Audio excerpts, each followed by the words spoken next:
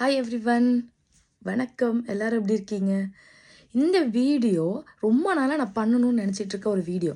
இது குறிப்பாக ஊரில் இருக்கிற சொந்தம் பந்தம் இவங்களுக்காகண்டி தான். வெளிநாட்டில் இருந்தால் நீங்கள் எல்லாம் என்ன நினைக்கிறீங்கன்னு தெரில.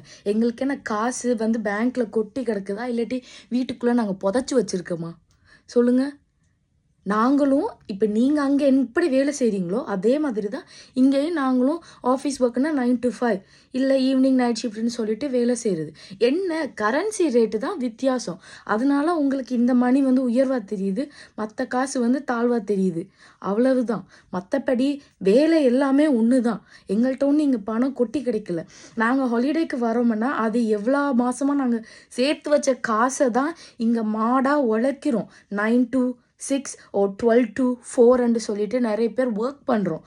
மண்டே டு சாட்டர்டேன்னு சொல்லிட்டு 6 நாள், சில பேர் 7 நாளும் வேலை செய்கிறாங்க. அவ்வளோ கஷ்டப்பட்டு வேலை செஞ்சு நாங்கள் நிம்மதியாக இருக்கிறதுக்குன்னு தான் சொல்லிட்டு வெளியில் ஹாலிடேக்குன்னு சொல்லிட்டு ஊருக்கு வர்றதோ இல்லாட்டி எங்கேயாவது போகிறதோ. அதுக்காண்டி எங்கள்கிட்ட காசு இருக்குது, உனக்கு என்னப்பா நீ அங்கே இருக்க, உனக்கு என்னப்பா நீ இங்கே இருக்கன்னு சொல்லிட்டு இந்த உக்காந்து புரணி கதையெல்லாம் கதைக்காதீங்க. ஃபஸ்ட்டு உங்கள் சொந்தங்க பந்தங்கள்கிட்ட பேசுங்க, அவங்க என்ன மாதிரி நிலைமையில இருக்காங்க வெளிநாட்டிலன்னு. நான் இங்கே கிட்டத்தட்ட ஒரு 16 வருஷம் இருப்பேன்னு நினைக்கிறேன். ஆமாம், சரியாக தெரியல. இங்கே வந்து என் லைஃப் வேலை வீடு வேலை வீடு ஜிம்மு, சம்டைம்ஸ் போவேன். வேலை வீடு ஜிம்.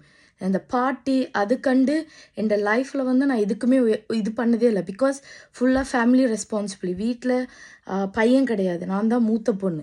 ஸோ அவங்க அம்மாவோட பொறுப்பை வந்து நான் தான் ஏற்றுக்கிட்ட மாதிரி இருந்தது. ஸோ நிறைய இருக்குது.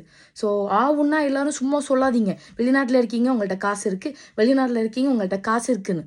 அந்த விஜய் சேதுபதி ஒரு இடத்துல ஒரு டைலாக் வரும். என்ன டைலாக்? அவன் குண்டி வலி அவனுக்கு தான் தெரியும்.